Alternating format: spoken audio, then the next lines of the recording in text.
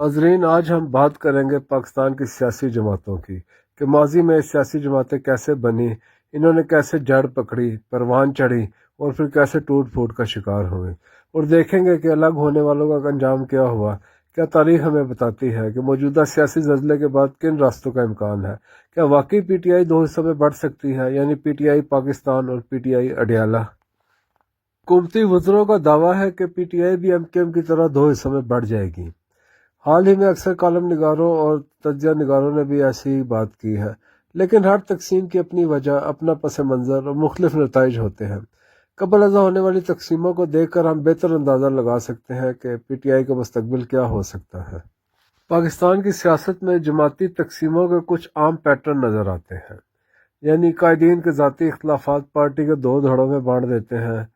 یہاں ہم دیکھتے ہیں کہ فوجی یا عبوری ادوار میں نئے مواقع کی تلاش میں بغاوت یا علیحدگی ہوتی ہے۔ بعض اوقات قومی پارٹی سے علیحدہ ہو کر علاقائی یا شناختی جماعتیں بنتی ہیں۔ ان اصولوں کی روشنی میں ہم چند معروف مثالیں دیکھتے ہیں۔ ناظرین، پہلے بات کرتے ہیں ایم کیو ایم کی۔ ایم کیو ایم کی تاریخ پیچیدہ رہی ہے۔ اس کی مرکزی قیادت، بیرون ملک رہنے والے قائد اور اندرون ملک مقامی رہنماؤں کے درمیان اختلاف نے پارٹی کو کئی دھڑوں میں تقسیم کیا۔ 1990 کی دہائی میں ایم کیو ایم حقیقی بنی۔ 2016 کے بعد ایم کیو ایم لندن اور ایم کیو ایم پاکستان کی علیحدگی عام موضوع رہی، جس کے نتیجے میں مقامی سیاست میں نئی حقیقتیں ابھری۔ کچھ رہنما سیاسی عمل میں شامل ہوئے، کچھ لامحدود سیاسی پاور کے لیے باہر جا کر رہ گئے، اور کراچی کی سیاست نے علاقائی جماعتوں اور اتحادوں کے ساتھ نیا توازن اپنایا۔ نتیجہ، ایم کیو ایم کے مختلف دھڑے بعض اوقات الگ مفادات کے حامل بنے اور ووٹ بینک یکسر تقسیم ہو گیا۔ پاکستان مسلم لیگ کی مختلف شاخیں جیسے P M L N, P M L Q, P M L F وغیرہ اس بات کی مثال ہے کہ ایک بڑی پارٹی کسی طرح کئی دھڑوں میں بڑھ سکتی ہے۔ 1999 سے 2002 کے دور میں جب مشرف کا سیاسی منظرنامہ قائم ہوا تو مسلم لیگ کے کئی رہنما مشرف کے حمایتی بن کر پی ایم ایل کیو میں شامل ہو گئے، اور انہوں نے 2002 کے الیکشن میں اہم رول نبھایا۔ نتیجہ، جو جدا ہوئے انہوں نے عارضی سیاسی فائدہ تو حاصل کیا، حکومت میں شمولیت اور اقتدار کے مزے لیے، لیکن اصل party P M L N نے بعد میں دوبارہ سیاسی بنیادیں مضبوط کی اور اقتدار بھی حاصل کیا۔ پیپلز پارٹی بھی ایک وقت میں مختلف گروپوں میں بٹ گئی۔ بعض رہنماؤں نے ذاتی بنیادوں پر الگ جماعتیں بنائیں یا مقامی یونٹس کے طور پر وجود رکھا۔ کچھ شاخیں مقامی قوت بن گئیں، کچھ نے مرکزی سیاست میں کمزور حیثیت اختیار کی۔ مثال کے طور پر بعض قائدین نے علاقائی سیاسی کردار اختیار کیا، جنہوں نے صوبائی سطح پر تو اثر دکھایا مگر قومی سطح پر کبھی مستقل اثر برقرار نہ رکھ سکے۔ اگر ہم مذہبی جماعتوں کی بات کریں تو جے یو آئی ایف اور جے یو آئی ایس بنی، یعنی جمعیت علماء اسلام فضل الرحمان گروپ اور جمعیت علماء اسلام سمیع الحق گروپ۔ یہ بھی تقسیم کی ایک مثال ہے۔ مذہبی قیادت اور ذاتی مفادات نے الگ گروپ بنائے جن کا اثر بعض صوبائی معاملات میں نمایاں رہا۔ یہی بات اے این پی اور دیگر قومی پارٹیوں کے علاقائی دھڑوں پر بھی لاگو ہوتی ہے۔ ناظرین، اب ہم جائزہ لیتے ہیں کہ سیاسی جماعتوں میں جو سپلنٹر گروپ بنے ان کا انجام کیا ہوا۔ تاریخ بتاتی ہے کہ جب کوئی گروپ مرکزی قیادت سے الگ ہوتا ہے تو عام طور پر کچھ ایسے نتائج سامنے آتے ہیں، جس طرح کہ 2002 جیسی مثالوں میں بغاوت علیحدگی نے عارضی اقتدار فائدہ تو دیا، خاص طور پر جب فوجی یا بری حکومت نے ان کا سہارا لیا۔ بعض صورتوں میں الگ گروپ نے اپنی جڑیں مقامی سطح پر مضبوط کی اور وہاں مستقل سیاست کرنے لگا، لیکن کئی جگہوں پہ کئی چھوٹے ٹکڑے انتخابی سیاست میں ناکام رہے اور بالآخر سیاسی منظرنامے سے کمزور ہو کر نکل گئے۔ کچھ واقعات میں وقت گزرنے پر دوبارہ مفاہمت ہوئی یا اتحاد بنے، مگر یہ ہمیشہ ممکن نہیں ہوتا۔ اگر علیحدگی سیاسی بحران یا بغاوت کے ساتھ منسلک ہو تو رہنماؤں پر قانونی کارروائیاں بھی ہو سکتی ہیں، جس کا اثر ان کی سیاسی کارکردگی پر پڑتا ہے۔ جب قائد مضبوط شخصی کارکردگی کا مالک ہوتا ہے تو پھر سپلنٹر گروپ زیادہ کامیاب نہیں ہوتے، لیکن جب قائد کمزور ہو تو الگ گروپ آسانی سے جڑ پکڑ لیتے ہیں۔ بیرونی مدد یا ہمنوائی نے بھی ماضی میں شکوں کو تقویت دی یا ان کا زوال طے کیا۔ اگر ہم ووٹر بیس کی بات کریں تو یہ کسی رہنما کے تابع بھی ہو سکتا ہے اور کبھی پارٹی کے نام یا برانڈ کے ساتھ منسلک بھی۔ دونوں صورتوں میں علیحدگی کا نتیجہ غیر یقینی ہی ہوتا ہے۔ اگر ہم ماضی قریب کی بات کریں تو پی ٹی آئی میں مختلف گروپ بنے ہیں، اور جس طرح جہانگیر ترین، علیم خان، پرویز خٹک، انہوں نے الگ گروپ بنائے اور الیکشن بھی لڑے، لیکن دیکھا کہ الیکشن میں ان کو بری طرح شکست ہوئی اور پی ٹی آئی کے ووٹرز نے ان کا ساتھ نہیں دیا۔ تو اس طرح پی ٹی آئی کے حوالے سے اگر دیکھا جائے تو ماضی قریب میں جتنے بھی گروپس بنے یا جتنے لوگ علیحدہ ہوئے یا عمران خان کی سیاست سے الگ ہو کر انہوں نے سیاست کرنے کی کوشش کی، وہ تمام کے تمام ناکام ہوئے۔ اس تمام سیاسی منظر نامے کو دیکھ کر اگر ہم یہ جائزہ لیں کہ کیا پی ٹی آئی تقسیم ہو سکتی ہے، تو اس میں سب سے اہم کردار اگر جو سامنے آتا ہے وہ خود عمران خان کا ہے۔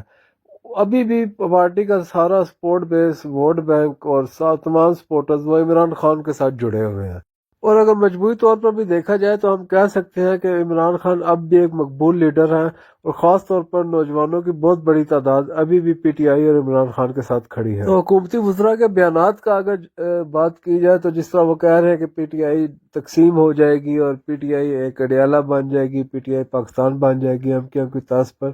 تو ایسا فی الحال نظر نہیں آتا، اور ان بیانات کی جو وجہ سامنے آتی ہے وہ یہی ہے کہ پی ٹی آئی کے ووٹرز کا مورال ڈاؤن کرنا چاہتے ہیں،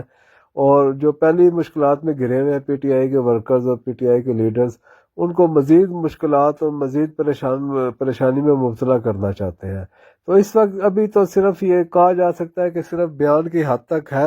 اور یہ ایک نفسیاتی جنگ کھیلنے کی کوشش کر رہے ہیں، لیکن اگر حقیقت دیکھا جائے تو ابھی پی ٹی آئی میں تقسیم کا کوئی امکان نظر نہیں آتا۔ مورال ضرور ڈاؤن ہوگا، لوگ ضرور پریشان ہوں گے، لیکن عمران خان کے مقابلے میں کوئی دوسرا گروپ بن جائے یہ ابھی ممکن دکھائی نہیں دیتا۔ کچھ حلقے کہتے ہیں کہ عمران خان کا انجام بھی الطاف حسین کی طرح ہوگا۔ الطاف حسین بھی ایک وقت میں کراچی کی سیاست پر بہت مضبوط گرفت رکھتے تھے، لیکن اگر ہم عمران خان کو دیکھیں تو عمران خان کی شخصیت بھی پی ٹی آئی کی سیاست میں مرکزی کردار رکھتی ہے۔ الطاف حسین پر سخت قانونی، میڈیا اور ریاستی پابندیاں لگیں، عمران خان بھی قانونی کیسز، گرفتاریوں اور پابندیوں کا سامنا کر رہے ہیں۔ ایم کیو ایم اور پی ٹی آئی دونوں میں شخصیت کا عنصر بہت نمایاں ہے۔ ایسی پارٹیوں میں جب لیڈر مشکلات میں آئے تو اندرونی تناؤ بڑھ سکتا ہے۔ جب الطاف حسین نے اگست 2016 میں ایک متنازع تقریر کی تو اس کے بعد ہم نے دیکھا کہ ان پر ایک زوال آ گیا، اور ان کے رہنماؤں نے ان کو ڈس آن کیا، اور ایون کے اپنے الگ گروپ بنا لیا جس کو ایم کیو ایم پاکستان کہا گیا، اور رفتہ رفتہ ہم نے دیکھا کہ ایم کیو ایم لندن نے بھی اپنی تمام تر طاقت کھو دی، اور الطاف حسین اب بالکل تنہائی میں زندگی گزار رہے ہیں۔ اب عمران خان کے بارے میں کہا جا رہا ہے کہ انہوں نے بھی کچھ ایسی متنازع باتیں کر دی ہیں کہ شاید یہ بھی اسی طرف بڑھ رہے ہیں، اور ان پہ بھی شاید وہی وقت آنے والا جو ایک دفعہ الطاف حسین پر آیا تھا۔ لیکن مماثلت ہونے کے باوجود ابھی تک ہم کہہ سکتے ہیں کہ ابھی عمران خان شاید اس طرح ان کے ساتھ وہ سلوک نہ ہو جو الطاف حسین کے ساتھ ہوا تھا، حالانکہ الطاف حسین نے معافی بھی مانگ لی تھی اور بار بار معافی مانگی تھی، لیکن ان کو معافی نہیں ملی تھی۔ عمران خان نے تو ابھی تک معافی بھی نہیں مانگی، تو پھر بعض حلقے کہتے ہیں کہ اگر الطاف حسین کو معافی مانگنے کے باوجود بھی سیاست میں واپس آنے کا موقع نہیں ملا، تو عمران خان جو 9 مئی پر انہوں نے نہ صرف کبھی آج تک معافی نہیں مانگی، تو ان کو سیاست میں واپس آنے کا موقع کس طرح ملے گا؟ تو اس کی وجہ یہ ہے کہ الطاف حسین صرف ایک علاقائی لیڈر تھے، وہ قومی سطح کے لیڈر نہیں تھے، لیکن عمران خان کی مقبولیت زیادہ ہے، ان کا ووٹ بینک پورے پاکستان میں ہے، پورے پاکستان میں لوگ ان کے ساتھ کھڑے ہیں، ان کو سپورٹ کرتے ہیں، تو اس لیے ایک ایسے لیڈر کو ہمیشہ کے لیے سیاست سے آؤٹ کر دینا بہت مشکل ہے، کیونکہ ماضی میں بھی ہم نے دیکھا ہے کہ بے نظیر بھٹو، نواز شریف یا جس کو بھی سیاست سے آؤٹ کرنے کی کوشش کی انہوں نے کم بیک کیا، اور زیادہ